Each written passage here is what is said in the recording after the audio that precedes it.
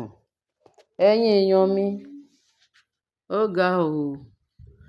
Ẹ ṣé o, ẹ kú ìsinmi èní o. Ẹ kú bẹ́ẹ̀ ṣe ń tẹ́tí sí wa o. A ó máa gbúròó ayọ̀ o. Ẹ ṣé ẹ̀yin èèyàn mi, God bless you. Nǹkan tá a tún gbórí gbọ́, a tún ní ká tún gbé wá ká fi tó yín létí. Bóyá bẹ́ẹ̀ ni, bóyá ó ṣòótọ́, ìbáà jẹ́ òótọ́, ìbáà jẹ́ irọ́. Nǹkan tá a gbọ́, òun la fẹ́ tún yán sí yín létí kẹ́ lè gbọ́ díẹ̀. Wọ́n ní Ashley pé wọ́n ló strong gan-an. Bá ṣe ń gbọ́ tán nísìnyí ni, wọ́n ló strong gan-an. Pé léni Sunday pé wọ́n wà ní church, ibi tí wọ́n wà ní church yẹn. Wọ́n ti ń ṣèsìn ní church Naomi. Wọ́n bá ní ariwo yẹn pọ̀ gan-an pé wọ́n ní wọ́n sọ pé wọ́n gbé lóúnjẹ truck. Wọ́n náà gbé truck and àwọn kan ní wheelbarrow, àwọn kan ní truck kí wọ́n gbé dí pé pẹ̀lú ẹrù ńlá yẹn. Ó lẹ́rù kí wọ́n gbé truck yẹn, wọ́n gbé dí ẹnu ọ̀nà church Naomi.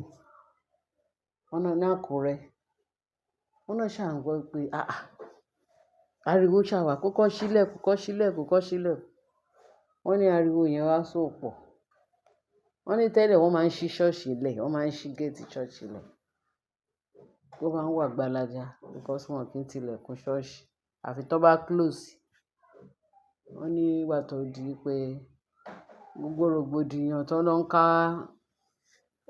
ka mọ́lé, tó lọ ń ka mọ́ church tó ń sọ̀sọkúsọ pẹ̀lú ẹ̀ ló ti fún ní advice pé tó bá ti wọlé church káwọn security máa padlock church, kì í ṣe pé anyhow person.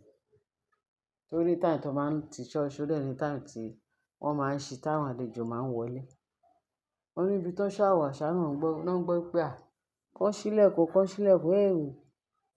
Bí báwọn security jáde nìyẹn. Pé àwọn wo ló tún wà lẹ́yìn gate tán tó ń pariwo. Wọ́n dé bẹ̀ wọ́n náà fún ní vehicle méjì, mọ́tò méjì tó park. Èrò dẹ̀ wà nínú ẹ̀. Wọ́n ní kán sílẹ̀kùn kán gbé mọ́tò wọlé. Wọ́n ní bó lẹ ń lọ, bó lẹ ti wá, kíní kan. Wọ́n ní kán ṣà sílẹ̀kùn, àwọn security náà. Àwọn ò lè sílẹ̀kùn.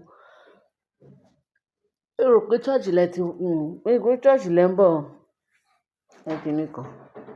Wọ́n náà wọ́n béèrè Naomi kó wá gbé ẹrù Naomi náà gbé wá fún. Wọ́n ní Naomi. Ariwo yẹn ṣàpọ̀ bí wọ́n ṣe wá lọ sínú, báwọn kan ṣe wá lọ sọ fún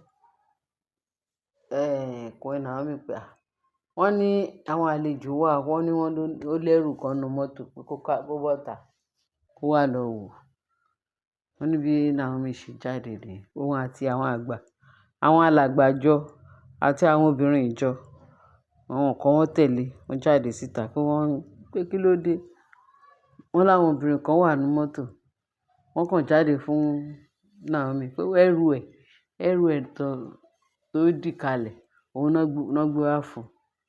Kó wá gbẹ́rù ẹ̀. Wọ́n ní ẹrù wo nìyẹn. Òun ò lẹ́rù o, kò sẹ́rù kankan tóun ní, òun ò lẹ́rù kankan bì kan. Wọ́n ní kó wá lọ wo ẹrù ẹ̀ nínú mọ́tò. Ẹrù bàǹbà tó dì sínú mọ́tò pé kó wá lọ. Àwọn yẹn bá ní ẹrù. Báwọn yẹn ṣe, wọ́n wá sílẹ̀kùn yẹn. Wọ́n wá drive mọ́tò yẹn wá sí ibi ẹ̀gbẹ́ gate dáadáa. Ẹrù tó dẹ̀ rí náà ó jẹ́ ẹrù èèyàn ló wà ńbẹ̀. Wọ́n náà rí calabash yẹn, olórí calabash that is Ashley. Wọ́n ló wà nínú mọ́tò tó ń gbé pé kó wá wo ẹrù ẹ̀ náà gbé wá fún. Nǹkan tí Naomi rí nínú ara kíní tó lọ deposit sínú ara ẹrù nínú Ashley pé kó tètè wá yọ o. Pé torí inú ìgbèkùn ni Ashley wà o. Kó tètè yọ ẹrù yẹn o. Kí Naomi wá yọ kíní yẹn kúrò lára ẹ̀ torí òun náà ṣe gbé wá fún.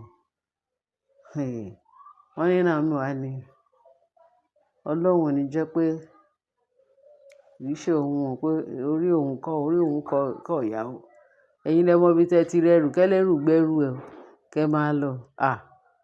Wọ́n láwọn obìnrin ṣọ́ọ̀ṣì wá sọ pé ẹrù.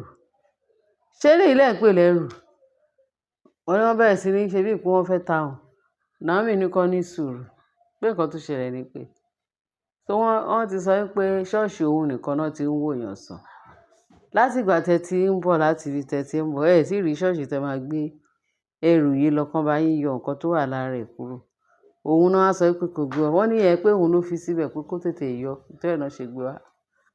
Wọ́n ní ẹ sọ fún pé kó sọ nǹkan tó ṣe torí confession wà lẹ́nu ẹ̀ láti sọ. Pé tó bá ti confess kó tán ẹrù tó tẹ́rí wọ́n dì sí lára kó máa jáde. Wọ́n ní irọ́ ló pa. Wọ́n bẹ̀rẹ̀ sí ní pariwo yógóyógóyógó pé wọ́n ní o, ìwọ ló dẹrù yẹn sí lára. Naomi ni ó jẹ́ pé ẹ tí ì ṣetán láti sọ láti jẹ́ kí ó ní ìtúsílẹ̀.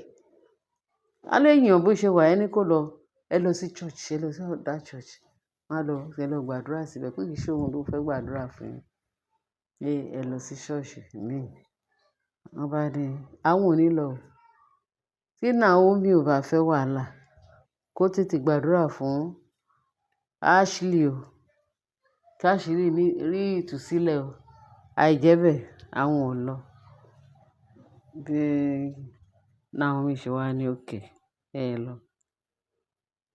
Pé wọ́n wá ní okay pé olúkálùkù àwọn kan ṣáà ti bọ́lẹ̀ nínú mọ́tò gbà tó rùn yẹn ti pọ̀ jù. Èní náà sọ yìí o pé èní ni kíní yẹn ṣẹlẹ̀ o. Báwọn kan ṣe jáde nínú mọ́tò tán kàn dúró sí gbogbo agbègbè ṣọ́ọ̀ṣì.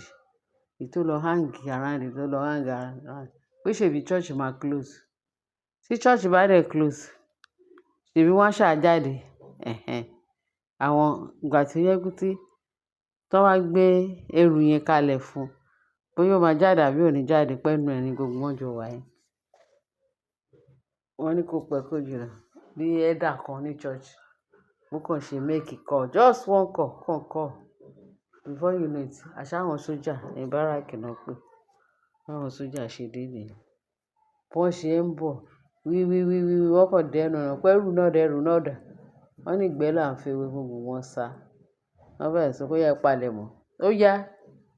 Wọ́n dẹ́rù mí gan pé kò mú bàtà níbi ibi street kan tí ẹnìkan lọ sí àwọn kan lọ jókòó sí. Báwọn kan gbàgbé bàtà wọn bẹ̀. Ìgbẹ́ là ń fẹ́ wé bó ṣe fọ́ká nìyẹn. Ó wá ku ẹrù tán dì ilẹ̀. Ẹrù yẹn náà ni olórí Calabash Ashley. Kò jọ bó ṣe jẹ́ o. Later ni wọ́n wá sọ pé ní wọ́n á ṣe wá command àwọn kan tó wà ní agbègbè kan wá gbé ta ló gbé mọ́tò ta ló gbé Ashley wá. Wọ́n ní Ashley gan ò lè sọ̀rọ̀ ó kàn gbórí sókè pé kò lè sọ̀rọ̀. Wọ́n bá ní kó bá kíákíá pé báwọn sójà ṣe lé gbogbo wọn kó gbé exhibit wọn máa lọ. Nǹkan tá a gbọ́ nìyẹn o àrígbọ́ náà ni o. Íńtánẹ́ẹ̀tì ó yà wá lẹ́nu pé irú kí leléyìí èwo lẹ́rù ọ̀ràn k'Ọlọ́run má jẹ́ ká rẹ́rù ọ̀ràn. Wọ́n ní bó ṣe fọ́nká ní ṣọ́ọ̀ṣì yẹn lénìí nìyẹn o tó scatter wọn. Ṣé mọ̀ wípé àwọn people they are very mean. Ó ní nǹkan kan tó gbójúlé ó ní nǹkan kan tó ń pé wọ́n ti ń sá kòlòbá. Ṣé ń ráyé òṣìkà lóde? Ṣé ń ráyé aláṣejù lóde? Ṣé ń ráyé àwọn tó ń fẹ́ rere fúnra wọn? Àwọn ara wọn náà kàn máa pa. Wọ́n ní òṣìkà gbàgbé ọlọ́gbàgbé ọjọ́ ìkẹyìn. Òun ni o. Ẹ̀yin èèyàn mi ẹ ṣé tẹ̀fintẹ̀tì sí wa. Ẹ bá wa share kí ẹ bá wa subscribe kí ẹ bá love ẹ̀. Ọlọ́run á wà pẹ̀lú wa. Tá bá tún rí àwọn kàyéfì tuntun àti gbé wá sí etí gbọ́ yín. Ẹ ṣé bẹ́ẹ̀ ṣe tẹ́tí sí wa. Bye.